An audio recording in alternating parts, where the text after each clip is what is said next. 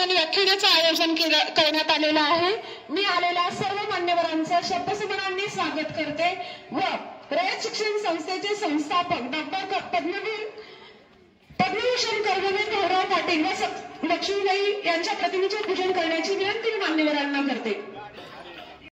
चंदन तुम्ही वेचला इथे कणकण आणि फुलविले हसरे नंदन, स्मृतीचं तुमच्या शतशः वंदन, स्मृतीचं तुमच्या शतशः वंदन।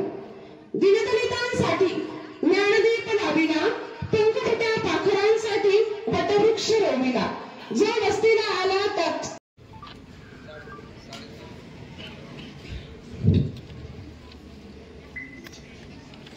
भाऊराव पाटलांच्या आबासाहेब लक्ष्मीबाई भाऊराव पाटील यांच्या प्रतिमेचं पूजन मान्यवरांच्या हस्ते होत आहे।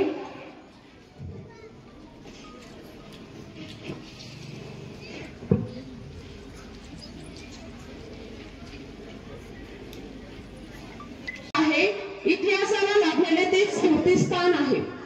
अण्णा तुम्ही इथे शाळाच उभ्या केल्या नाहीत तर माणसं उभी करत गेलात। इथल्या तुटलेल्या खचलेल्या आणि वाळीत टाकलेल्या लेकरांना ज्ञानाचा तिसरा डोळा देऊ केलात। एक छोटीशी ज्योत प्रतीक म्हणून काम करते, एक छोटीशी ज्योत प्रतीक म्हणून काम करते, थोडासा का होईना पण अंधार दूर करते। जीवनाला हवी प्रकाशाची वाट आहे मानाचे स्थान, तेव्हा प्रतिभा पूजनाने करूया कार्यक्रमाची सुरुवात। शुद्ध सुख शांतीच्या वाटेवरती घेऊया आता नवा संकल्प दृढ, नवी प्रेरणा मिळो, प्रगतीच्या या मार्गावरती प्रत्येक पाऊल उजळून निघू।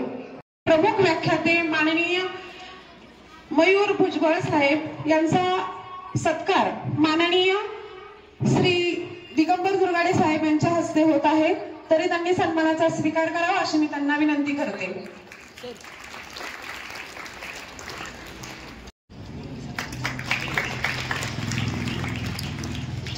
श्री दिगंबर दुर्गाडे साहेब यांच्या हस्ते होत आहे, तरी त्यांनी सत्काराचा स्वीकार करावा अशी मी त्यांना विनंती करते।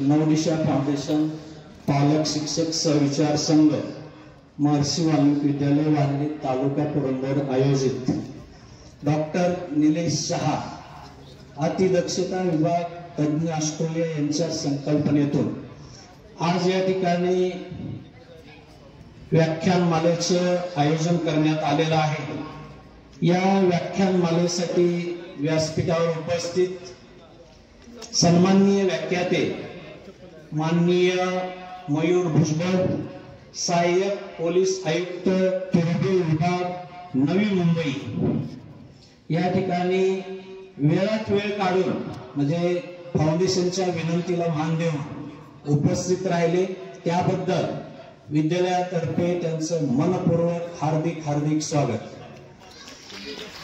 त्याचप्रमाणे या स्कूल कमिटीचे सदस्य अध्यक्ष पीडीसीसी बँक पुणे सन्माननीय श्री डॉक्टर दिगंबर दुर्गाडे सर, तेही या ठिकाणी फाउंडेशनच्या विनंतीला मान देऊन या ठिकाणी कार्यक्रमासाठी आवर्जून उपस्थित राहिले, त्याबद्दल त्यांचंही विद्यालयामार्फत मनपूर्वक हार्दिक स्वागत। या ठिकाणी ऑक्टोबर हिट असल्यामुळे या ठिकाणी हा कार्यक्रम योग्य पद्धतीने व्हावा यासाठी मी सर्वांची नावं वेळेअभावी घेत नाही, त्याबद्दल मी प्रथमतः दिलगिरी व्यक्त करतो। या कार्यक्रमासाठी या पंचक्रोशीतील सर्वच मान्यवर जे दादांनी आपल्या या पत्रिकेमध्ये या सन्माननीय सदस्य मान्यवरांची नावे दिलेली आहेत, ते सर्वच आवर्जून वेळ काढून या कार्यक्रमाला उपस्थित राहिले, त्याबद्दल सर्वांचं मी मनपूर्वक हार्दिक हार्दिक स्वागत करतो। या नगरीमध्ये फार मोठी परंपरा आहे, महर्षी ऋषींची पावनभूमी आहे आणि या पावनभूमीमध्ये, या पवित्र भूमीमध्ये अनेक असे थोर विद्यार्थी घडलेले आहेत। ज्यांचं नाव लौकिक सर्वदूर पसरलेलं आहे, त्यापैकीच एक आपल्याला आज व्याख्याते म्हणून लाभलेले आहेत आणि त्यांचं व्याख्यानाचा विषय आपल्या सर्वांना माहित आहे की मी कसा घडलो. जसं प्रल्हाद केशव आत्रे यांचं आत्मचरित्र वाचलं असेल सर्वांनी. या आत्मचरित्रामध्ये त्यांनी लिहिलं, मी वक्ता कसा झालो, मी विडंबनकार, मी कथाकार, मी नाटककार कसा झालो, मी चित्रकार चित्रपटकर्ता कसा झालो, निर्माता कसा झालो, वगैरे वगैरे. तसं या ठिकाणी आज आपल्याला अतिशय महत्वाचं व्याख्यानाचा विषयच असा आहे की मी घडलो कसा, मी कसा घडलो. या विषयावर आपल्याला व्याख्यान देण्यासाठी आवर्जून त्यांनी सुट्टी काढून आपल्यासाठी हा अमूल्य असा वेळ दिलेला आहे. या ठिकाणी आपल्याला माहित आहे की या शाळेला अनेकांचं योगदान फार पूर्वीपासून लाभलेलं आहे. या ठिकाणी ज्ञान दिल्यानं वाढत असतं, ज्ञान कमी होत नाही. तसंच ज्ञान आजच्या या विचारातून आपल्या सर्व 5वी ते 12वीच्या विद्यार्थ्यांना मिळणार आहे.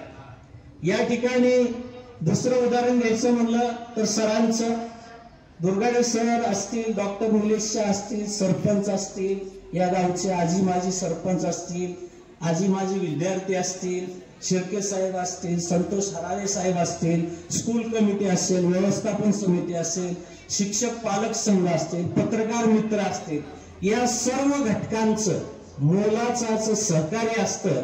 कारण हे सर्व योगदान जे मिळतंय हे योगदान या सर्व व्यासपीठावर बसलेल्या आणि जे आज उपस्थित नाहीत परंतु या सर्व घटकांचं मोलाचं असं योगदान या शाळेला मिळत असतं. म्हणून निवड झाल्यानंतर मी कसा घडलो, त्यांच्या आयुष्यामध्ये शून्यापासून इथपर्यंत प्रवास कसा झाला याच्याबद्दलचं मार्गदर्शन मयूर भुजबळ साहेब त्या ठिकाणी करणार आहेत. आणि आपल्या गावचेच ते सुपुत्र आहेत, एवढ्या मोठ्या एमपीएसच्या मार्फत मोठ्या पोस्टवर ते जाऊन पोहोचलेत. त्यामुळे त्यांचं आपल्या सगळ्यांना त्या ठिकाणी मार्गदर्शन ऐकायचंय. वरती ऑक्टोबरची ईट आहे. मला सर्वच विद्यार्थ्यांना सांगायचं, जर कुणाला वाटलं थोडा त्रास होतोय तर मग सावलीला पलीकडे झाड आहे, झाडाच्या सावलीला किंवा इकडे सावलीला त्या ठिकाणी बसावं. मी मयूर इथं आला त्याबद्दल त्याचं मनापासून हार्दिक स्वागत करतो. एक चांगल्या अशा प्रकारची पोस्ट त्यांनी मिळवली त्याबद्दल ग्रामपंचायत वतीने त्याचं अभिनंदन करतो आणि तो जो व्याख्यान देणार आहे त्यासाठी मी शुभेच्छा देतो. नव्या आशेचा ताजा वसा, मनात जागो शोध नवा, उमटू दे विचारांचा झरा. आजच्या या व्याख्यानात उमटणारं जीवन फाउंडेशन, नवदिशा फाउंडेशन आणि आपल्या वाल्यातील महर्षी वाल्मिकी विद्यालय यांच्यातर्फे आयोजित या कार्यक्रमाकरता आपल्या वाल्याचे लाडके नेते माननीय प्राध्यापक दिगंबर दुर्गाडे सर उपस्थित आहेत. तसेच येथील 4ही गावचे सरपंच उपस्थित आहेत. सर्व शाळेतील शिक्षक, इतर प्रतिष्ठित नागरिक व सर्व विद्यार्थी मित्र मैत्रिणी. खरं तर मी या ठिकाणी खूप लवकर यायला पाहिजे होतं. या आधीच 2-3 वर्षापूर्वी यायला पाहिजे होतं, परंतु माझी पोस्टिंग जवळपास नसल्यामुळे मला येथे जमलं नाही. परंतु नवी मुंबईमध्ये आल्यानंतर कायम मला येथील प्राचार्यांचा नेहमी फोन येत होता की आपण हे व्याख्यान आयोजित करूयात आणि मुलांना देखील याच्यातून थोडी प्रेरणा मिळेल. गेले 2-3 महिने आमचे प्रयत्न चालू होते आणि शेवटी काल सर्व गोष्टी शक्य झाल्यामुळे आपण आज हा कार्यक्रम ठेवला. तसं बघायला गेलं तर ऑक्टोबर हीटमुळे आताच सरांनी सांगितलं की भरपूर ऊन वाढलेलं आहे. जास्त काय मी वेळ घेणार नाही तुम्हाला, फक्त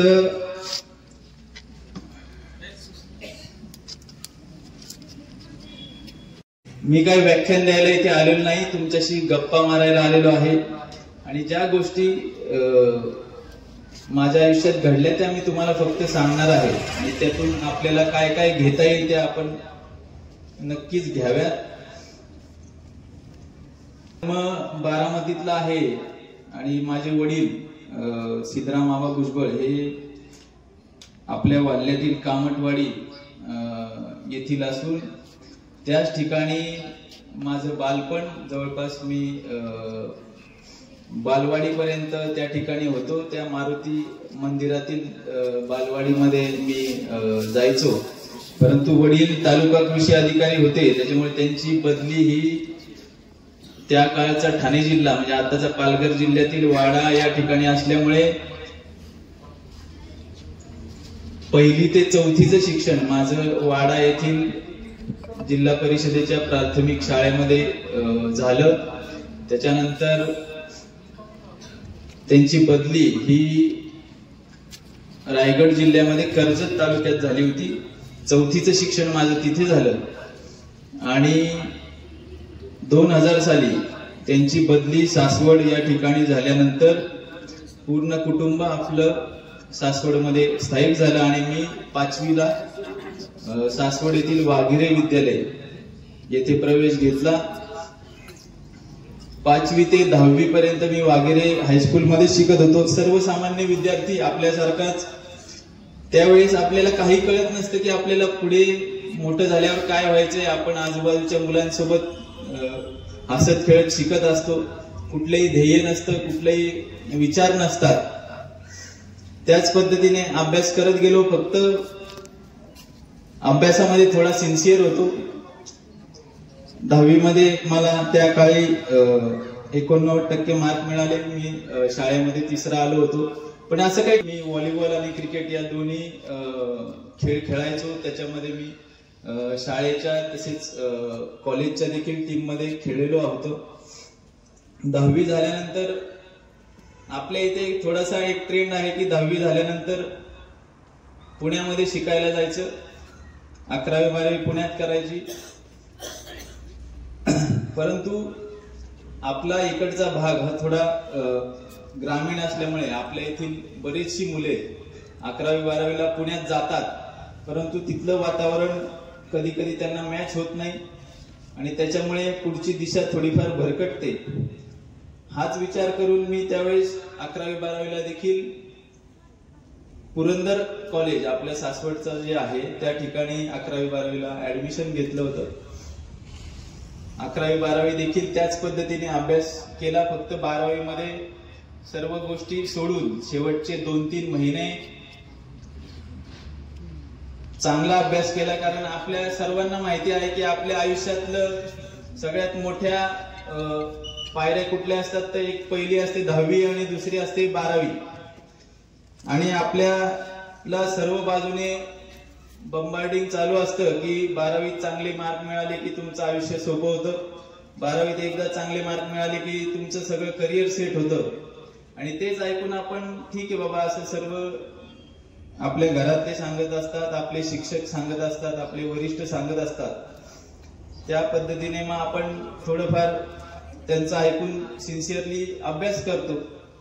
त्याच पद्धतीने 12वीला देखील मी शेवटचे 3-4 महिने चांगला अभ्यास केला आणि 12वीला मला 89% मार्क मिळाले आणि मी त्यावेळेस पुरंदर तालुक्यामध्ये पहिला आलो होतो. हे देखील काही ठरवून झालेलं नव्हतं, फक्त अभ्यासाप्रती असलेला सिन्सिअरपणा त्यासाठी कारणीभूत होता. बरं, आता 12वी झाल्यानंतर करायचं काय? 12वी झाल्यानंतर करायचं काय सर्वांशी आपण चर्चा करतो. आपल्या आधी 4-5 वर्ष ज्यांनी आपल्या पुढे शिकलेले आहेत, जे जॉबला असतात, त्यांच्याशी चर्चा करतो, आपल्या घरातल्यांशी चर्चा करतो. सगळ्यांशी चर्चा केल्यानंतर आमच्या काळामध्ये 2च ऑप्शन त्यावेळेस जरा जास्त ट्रेंडिंग होते. एक होतं मेडिकल आणि दुसरं होतं इंजिनिअरिंग. म्हणजे ही गोष्ट आहे 2007 सालची. तर मेडिकल मध्ये जाण्यामध्ये मला काही तसं विशेष आवड नव्हती. फक्त त्या काळात असं होतं की इंजिनिअरिंग जरा जास्त ट्रेंडिंग होतं आणि इंजिनिअरिंगला ऍडमिशन घेतल्यानंतर तुम्हाला कंपनी तुमच्या कॉलेजमध्ये येते, तुमचं सिलेक्शन करते आणि तुम्हाला खूप मोठं पॅकेज देते. 5 लाखाचं पॅकेज देते, 8 लाखाचं पॅकेज देते, अशी माहिती त्यावेळेस होती. आणि 12वी झाल्यानंतर आता सगळ्यांना सीईटी आहे, त्यावेळेस देखील सीईटी होती. सीईटी देखील मी दिली होती. 160 मार्क्स मला होते आणि चांगले मार्क्स होते. तर त्यावेळेस फक्त एवढं ठरवलेलं की इंजिनिअरिंगला जायचं, कम्प्युटर इंजिनिअरिंग ब्रांच त्यावेळेस खूप ट्रेंडिंग होती, कारण IT मधले जॉब मोठ्या प्रमाणात वाढत होते आणि कंपन्या देखील चांगले पगार त्या काळात देत होते. बाहेर जायचं नाही, त्याच्यामुळे गव्हर्नमेंट कॉलेज जरी मिळत असले तरी पुण्याच्या बाहेर न जायचं ठरवल्यामुळे पुण्यातील MIT इंजिनिअरिंग कॉलेजला मला ऍडमिशन मिळालं आणि MIT ला मी 2007 साली कम्प्युटर इंजिनिअरिंगला प्रवेश घेतला. आता इथून पुण्यात गेल्यानंतर इंजिनिअरिंगला सगळ्यांच्या डोक्यात तेच असतं की आता आपण इंजिनिअरिंगला ऍडमिशन घेतलंय, तुम्ही फर्स्ट क्लास मेंटेन करायचा, फर्स्ट क्लास मेंटेन केला की कॅम्पस मध्ये सिलेक्ट व्हायचं आणि कंपनीत चांगल्या पगाराची नोकरी मिळवायची. हे सगळं होत असताना घरची जर तुम्ही माझी बॅकग्राऊंड बघितली तर वडील तालुका कृषी अधिकारी म्हणून काम करत होते.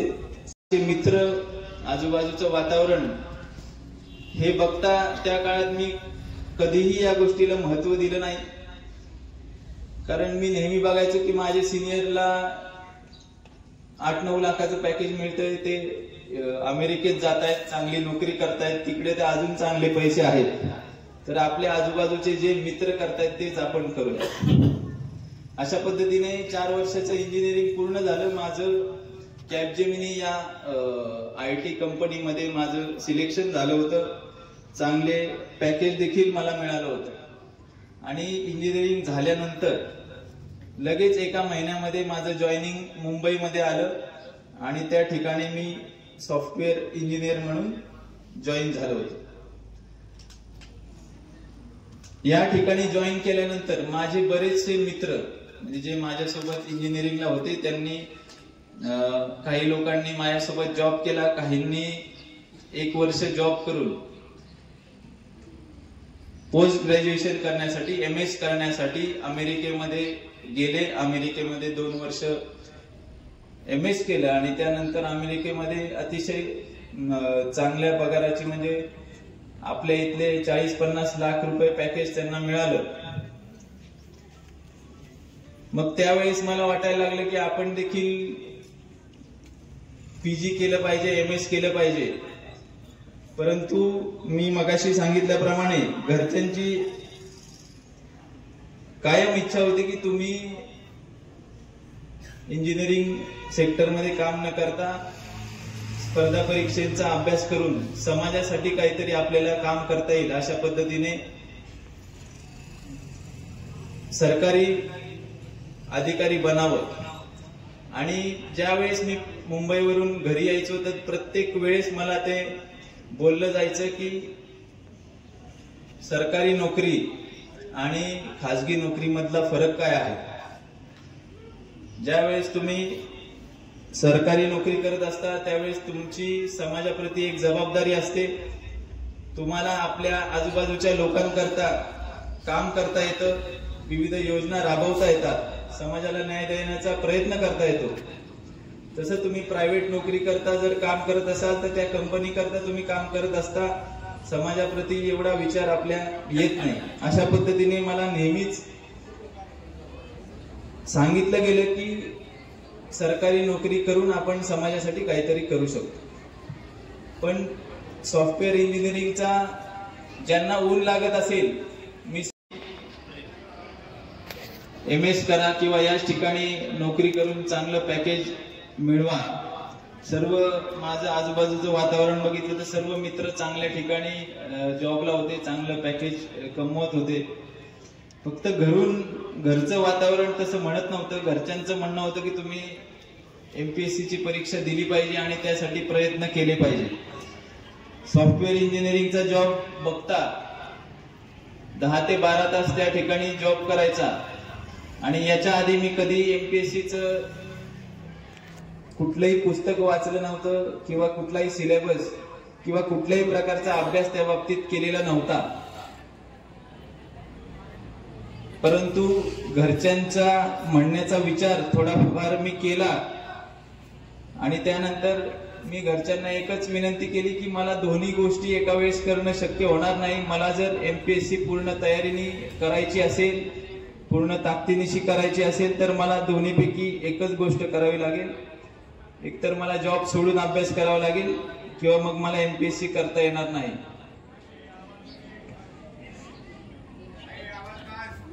त्यावेळेस घरची परिस्थिती चांगली असल्यामुळे घरच्यांनी देखील त्या गोष्टीला विरोध केला नाही, कारण माझा ऑलरेडी 2 वर्ष अनुभव झाला होता आणि जॉब सोडून आपण MPSC ची तयारी 1-2 वर्ष केली.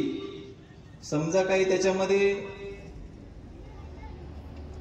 सिलेक्शन झालं नाही तर आपल्या अनुभवाच्या जोरावर आपण परत एकदा इंजिनिअरिंग मध्ये जॉब करू शकतो, ही एक विश्वास होता.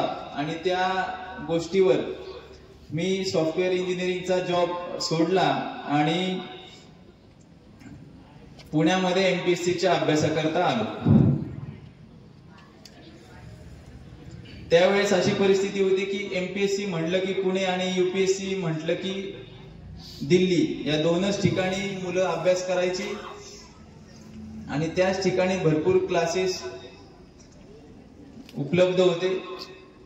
आताच्या घडीला तुम्ही बघितलं तर सर्व ठिकाणी, कुठल्याही ठिकाणी, इव्हन गडचिरोलीमध्ये बसून देखील तुम्ही कुठल्याही स्पर्धा परीक्षेचा अभ्यास करू शकता. एवढं मटेरियल आज ऑनलाईन उपलब्ध झालेलं आहे.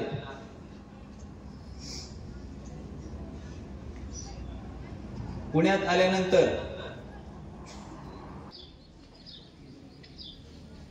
जेवढ्या जागा असतील तेवढ्या रँक मध्ये जर आपला नंबर आला तर आपलं त्या पोस्ट करता आपलं सिलेक्शन होतं.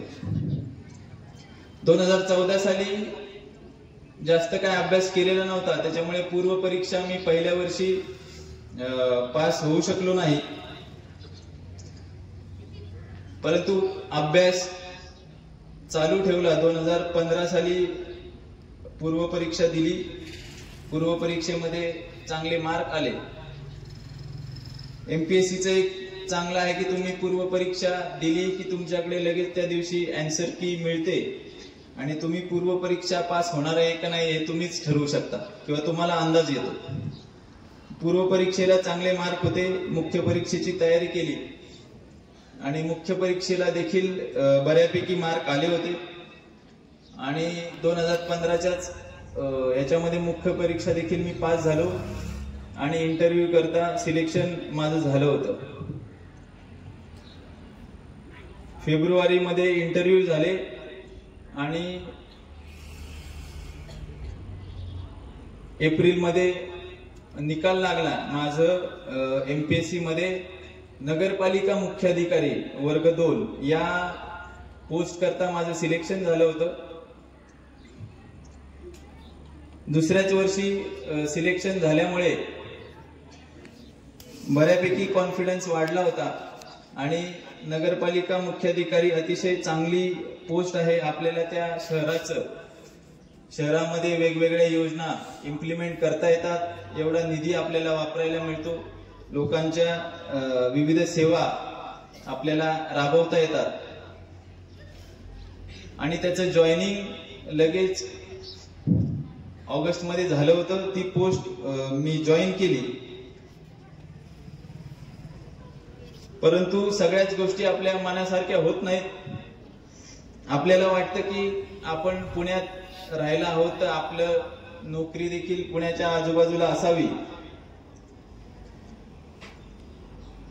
परंतु ज्यावेळेस पोस्टिंग आमचं झालं त्यावेळेस माझी पोस्टिंग गडचिरोली येथील कुरखेडा तालुक्यामध्ये नवीन झालेल्या नगरपंचायतीच्या ठिकाणी झाली होती. गडचिरोलीचं नाव ऐकलं की आताही सर्वांना वाटतं की तिकडं एकदम असुरक्षित वातावरण आहे, नक्षल लोकांची भीती आहे, तर तिकडं कसं जायचं. जसं सर्वसामान्यांची मनस्थिती आहे तशीच मनस्थिती माझी त्यावेळेस झाली होती, कारण गडचिरोली बद्दल आपल्याला काही माहिती नव्हतं. परंतु माझ्यासोबत सिलेक्शन झालेले 5 ते 6 मुलं गडचिरोलीमध्ये माझ्यासोबत असल्यामुळे त्या ठिकाणी जायचं ठरवलं आणि दुसरा पर्याय देखील माझ्याकडे कुठला नव्हता. 2016 नोव्हेंबर मध्ये गडचिरोली या ठिकाणी कुरखेडा नगरपंचायत मुख्याधिकारी म्हणून मी जॉईन केलं.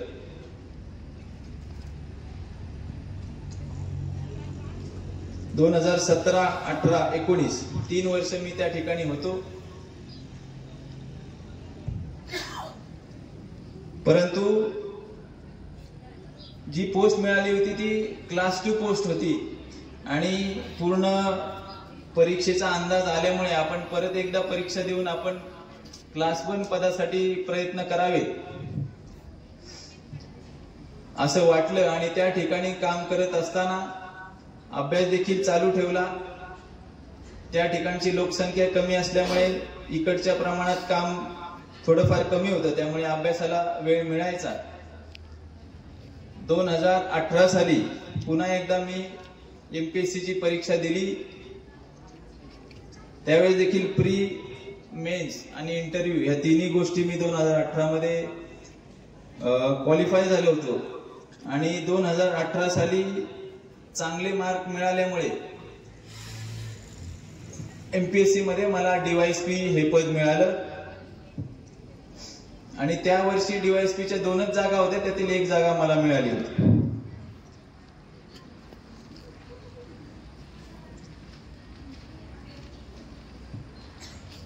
आता DYSP झाल्यानंतर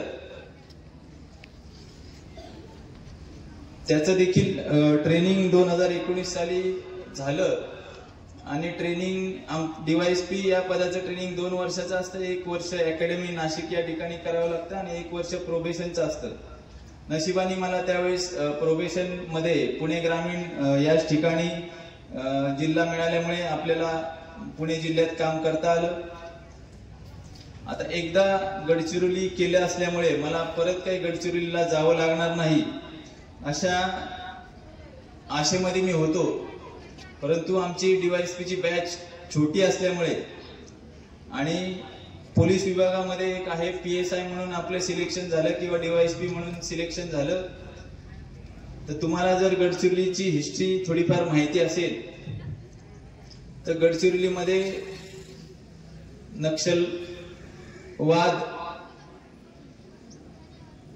चं वातावरण आहे आणि त्या ठिकाणी अँटी नक्षल किंवा नक्षलवाद विरोधी अभियान राबवण्यासाठी सर्व यंग PSI आणि यंग DYSPचं पहिली पोस्टिंग ही गडचिरोलीमध्ये केली जाते आणि आमच्या वेळेस ही DYSP ची बॅच छोटी असल्यामुळे आमची संपूर्णच्या संपूर्ण बॅच ही गडचिरोलीमध्ये पोस्टिंग झालं होतं. म्हणजे पहिले 3 वर्ष ऑलरेडी मी गडचिरोली केलं होतं आणि पुन्हा DYSP म्हणून गडचिरोली येथे काम करायला जावं लागलं. परंतु पहिला अनुभव चांगला होता. आपण इथे फक्त म्हणतो की गडचिरोली हे खूप भीतीदायक आहे किंवा त्या ठिकाणी नक्षलवाद आहे, तर मी सगळ्यांना म्हणेन स्टेजवर जेवढी लोक आहेत तुम्ही एकदा नक्की गडचिरोली फिरायला जा. अतिशय फिरण्यासारखं ठिकाण आहे. नोव्हेंबर डिसेंबर मध्ये जर तुम्ही गेलात अतिशय कोकणासारखं वातावरण असतं. त्या ठिकाणची अभयारण्य देखील खूप चांगली आहेत आणि सध्या तसं वातावरण राहिलेलं नाही.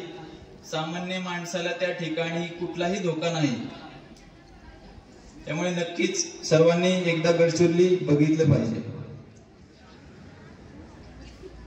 2 वर्ष गडचिरोली पोस्टिंग केल्यानंतर चॉईस पोस्टिंग म्हणून माझं 2024 साली नवी मुंबई येथे सहाय्यक पोलीस आयुक्त म्हणून बदली झाली आणि सध्या मी नवी मुंबई येथे सहाय्यक पोलीस आयुक्त CPD विभाग या ठिकाणी कार्यरत आहे. आता याच्यामध्ये तुम्ही जर बघितलं गेलं की आधी माझा पूर्णपणे ओढा हा प्रायव्हेट सेक्टरकडे काम करण्याचा होता, परंतु घरचं वातावरण आणि घरच्यांनी केलेल्या मार्गदर्शनामुळे मी या सरकारी नोकरीमध्ये आलो आणि आज या ठिकाणी मी काम करत आहे. याचं सर्व श्रेय मी माझ्या वडिलांना सिद्धराम आबा भुजबळ यांना देऊ इच्छितो. कारण तुम्ही जर बघितलं की ज्या ठिकाणी ते राहत होते कामटवाडीमध्ये 6 भावंड होती घरची परिस्थिती एवढी काही चांगली नव्हती, अर्धा एकर शेती होती आणि त्या काळामध्ये त्या पिढीमध्ये एवढं शिक्षण देखील कोण घेत नव्हतं. त्या काळात त्यांनी इथूनच महर्षी वाल्मिकी विद्यालयातूनच त्यांचं सर्व शिक्षण पूर्ण केलं आणि त्याच्यानंतर पुण्यामध्ये स्कॉलरशिपवर BSc ॲग्री पूर्ण केलं. त्याच्यानंतर पुन्हा स्कॉलरशिपमध्ये राहुरी येथे MSc ॲग्री पूर्ण केलं आणि त्या काळात MPSC देऊन त्यांनी कृषी अधिकारी हे पद मिळवलं होतं. आणि घरची सर्व परिस्थिती अशी असताना देखील त्यांनी परिस्थितीला न जुमानता त्यांचं शिक्षण चालू ठेवलं. घरच्या सर्व भावंडांना देखील शिकवलं, सर्वांची लग्न केली. छोट्या भावाला देखील मार्गदर्शन केल्यामुळे ते सहाय्यक आयुक्त कामगार या ठिकाणी MPSC मधूनच लागले. त्याच्यामुळे त्यांचा मी या ठिकाणी असण्यामध्ये खूप मोठा वाटा आहे. मी सर्वांना एकच सांगेल की आता तुम्ही आपली पिढी बऱ्यापैकी सर्वांचं घरचं वातावरण बऱ्यापैकी चांगलं आहे. आपले आई वडील शिकलेले आहेत. आपल्या आधीच्या पिढीला खूप मोठा संघर्ष होता, त्यांना स्वतः देखील शिकायचं होतं, घरची परिस्थिती देखील बदलायची होती, भावंडांना देखील शिकवायचं होतं. तरी तशी परिस्थिती आपल्यावर आता राहिलेली नाही. घरचं सगळं चांगलं आहे, आई वडील थोडेफार शिकलेले आहेत, आई वडिलांना त्याबाबत माहिती आहे. आपल्याला फक्त जे काही आहे ते पुढे न्यायचं आहे आणि वाढवायचं आहे. आणि मी आता तुम्हाला म्हणेल की सरकारीच नोकरी करावी असं काही नाही. प्रत्येकाची आवड ही वेगवेगळी असते. तुम्ही कुठल्याही क्षेत्रामध्ये आपलं अस्तित्व निर्माण करू शकता. फक्त तुम्ही आपल्या आई वडिलांशी त्या बाबतीत चर्चा केली पाहिजे. तुम्हाला नक्की काय आवडतं या बाबतीत त्यांच्याशी बोललं पाहिजे. आपल्या शाळेत असणाऱ्या शिक्षकांशी बोललं पाहिजे. आजूबाजूला असणाऱ्या विविध अधिकारी असतील, विविध राजकीय व्यक्ती असतील किंवा त्या त्या क्षेत्रातील तज्ञ असतील, त्यांच्याशी देखील चर्चा केली पाहिजे. तुम्हाला पाहिजे असलेली प्रत्येक गोष्ट तुम्ही मिळवू शकता. त्याच्यासाठी फक्त 2-3 गोष्टीच तुम्ही फॉलो केल्या पाहिजेत. तुम्ही मोठे झालेले खेळाडू बघताल, शास्त्रज्ञ बघताल, विविध राजकीय नेते देखील बघताल, इंडस्ट्रियलिस्ट बघताल. सर्वांच्या त्या ठिकाणी पोहोचण्यामागे 2-3च गोष्टी आहेत. एक म्हणजे शिस्त. त्यांनी त्यांच्या आयुष्यामध्ये शिस्त, त्यांना जे पाहिजे त्यासाठी जे करायला पाहिजे त्यासाठी त्यांनी शिस्त ठेवलेली आहे, संयम ठेवलेला आहे, प्रामाणिकपणा ठेवलेला आहे आणि कष्ट करण्याची तयारी ठेवलेली आहे. या 3 ते 4 गोष्टी जर तुम्ही तुमच्या आयुष्यामध्ये प्रामाणिकपणे केल्या आणि तुमचं जर ध्येय ठरवलं तर तुम्ही 100% त्या ठिकाणी पोहोचू शकता. प्राथमिक शाळा यांना 15,000चा धनादेश देण्यात आलेला आहे. त्याचबरोबर माळवाडी प्राथमिक शाळा यांना 12,000चा धनादेश देण्यात आलेला आहे. शाळेच्या विकासासाठी आदर्श सामाजिक फाउंडेशन तर्फे त्यांना हा धनादेश देण्यात आलेला आहे. आमच्या विद्यालयाचे माननीय प्राचार्य श्री निगडे साहेब यांना पुरंदर तालुका मुख्याध्यापक संघ, माध्यमिक शिक्षक संघ, शिक्षक लोकशाही आघाडी व महिला शिक्षक संघ यांच्या संयुक्त विद्यमाने आयोजित आदर्श गुणवंत पुरस्कार 2025 या पुरस्काराने सन्मानित करण्यात आलेला आहे. तरी मान्यवरांना विनंती करते की त्यांना ट्रॉफी, बुके, शाल देऊन त्यांचा सत्कार करावा.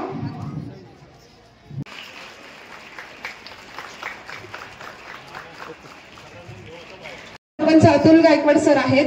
त्याचबरोबर बाल्य ग्रामपंचायत सदस्य यांनी या गोष्टीकडे तात्काळ लक्ष देऊन आमच्या विद्यार्थ्यांच्या पिण्याच्या पाण्याचा जो प्रश्न मिटवला, त्यासाठी तात्काळ फिल्टरच्या दुरुस्तीसाठी निधी उपलब्ध करून देण्यात आलेला आहे.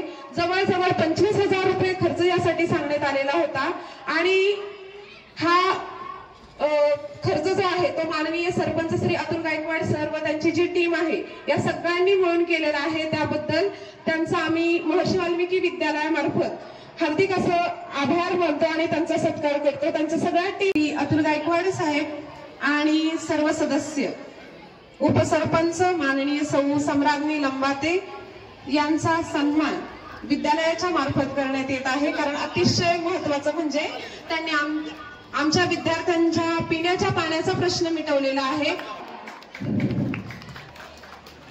यानंतर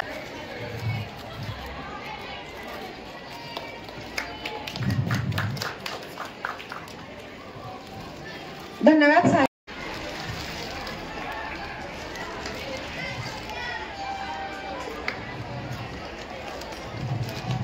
सर्व पत्रकारांचा आमच्या शाळेला नेहमीच सहयोग असतो, त्यांच्यामुळेच आमच्या विद्यालयाच्या बातम्या ह्या प्रत्येक पेपरमध्ये छापून येत असतात। त्यामुळे खरंच त्यांचे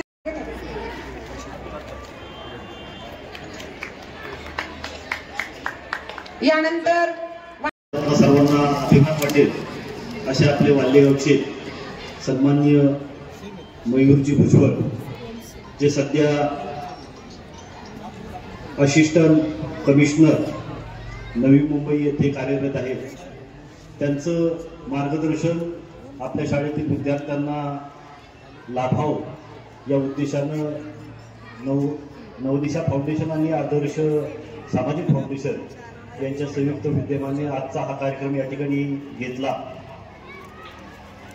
आपण सर्वजण वाल्हेकर ग्रामस्थ या नात्यानं आपल्या सगळ्यांच्या दृष्टिकोनातून मयूर भुजबळ हे महाराष्ट्राच्या हितासाठी, देशाच्या हितासाठी राज्यामध्ये त्या ठिकाणी असिस्टंट कमिशनर पोलीस म्हणून कार्यरत आहेत। निश्चितच वाल्हेकर ग्रामस्थ या नात्यानं आपण सर्वांची ती एक अभिमानाची गोष्ट आहे।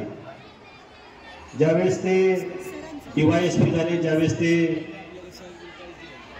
नगरपालिकेचे मुख्य कार्यकारी अधिकारी झाले, त्यावेळेस आम्ही पंचायत समितीचं त्यावेळेस त्या ठिकाणी सभापतीचं प्रतिनिधित्व त्या ठिकाणी करत होतो।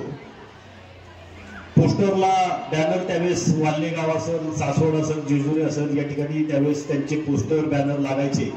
त्यांच्यापर्यंत आम्हाला त्यावेळेस पोचता आलं नाही, परंतु आम्ही आमच्या भावना त्यांचे वडील सिद्धराम आबा असतील यांच्यापर्यंत आम्ही त्यावेळेस त्या निश्चितपणानं एक ग्रामस्थ या नात्याने पोहोचवलेले आहेत। सन्माननीय मयूर भुजबळ साहेब यांची ही असिस्टंट कमिशनर पोलीस या पदावरती सुरुवात आहे।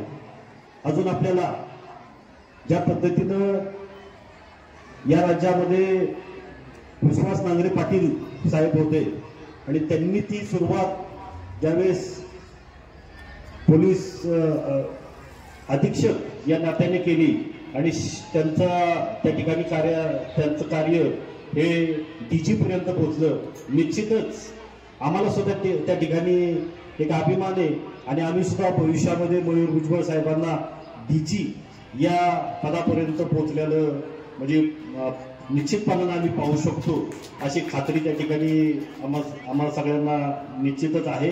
वाल्हेकर ग्रामस्थांचं प्रेम आणि पाठबळ त्यांच्या पाठीमागं निश्चितच आहे। सिद्धराम बाबांचं कुटुंबीय अत्यंत साधं, प्रामाणिक आणि कुठल्याही पद्धतीनं म्हणजे त्या ठिकाणी प्रामाणिकपणे राबलेलं कुटुंब आहे। आमचे दादा प्रतापराव दादा नेहमीच या कुटुंबाच्या बद्दल त्या ठिकाणी सांगायचे। आम्हाला सुद्धा या कुटुंबाच्या बद्दल अभिमान आहे। या ठिकाणी या कार्यक्रमाच्या निमित्तानं सन्माननीय मयूर भुजबळ साहेब आहे, त्याचप्रमाणे आपले आधारस्तंभ आदरणीय जोगाडे सर या ठिकाणी उपस्थित आहेत, त्याचप्रमाणे शेजारच्या गावचे दामोदर कदम आहेत, त्याचप्रमाणे अमोल कदम आहेत, शरद जाधव आहेत, त्याचप्रमाणे शाळेचे प्राचार्य निगडे सर आहेत, त्याचप्रमाणे या ठिकाणी जयवंतात्या भुजबळ आहेत, बाळासाहेब भुजबळ आहेत, सीतारामाबा भुजबळ आहेत, ग्रामपंचायतीचे सरपंच अतुल गायकवाड आहेत, उपसरपंच सप्रांतिताई दंबाते आहेत, समदास तात्या भुजबळ या ठिकाणी उपस्थित आहेत, त्याचप्रमाणे आपल्या वाल्हा पोलीस स्टेशनचे सन्माननीय जगताप साहेब आहेत आणि सर्वच या ठिकाणी उपस्थित ग्रामपंचायतीचे सर्व सदस्य सागर भुजबळ आणि भुजबळ, त्याचप्रमाणे या ठिकाणी सर्वच दोन्ही ग्रामपंचायती सुकरवाडीचे सरपंच संदेश पवार आहेत आणि वाघरवाडीचे सुनील पवार आहेत। या आणि हा सर्व कार्यक्रम या ठिकाणी ज्यांच्या मार्गदर्शनाखाली ज्यांच्या सहकार्यातून झाला ते दादा राऊत आहेत, सन्माननीय रावसाहेब चव्हाण आहेत आणि सर्व पत्रकार बंधूंचं मी या ठिकाणी आभार मानून हा कार्यक्रम संपला असं जाहीर करतो।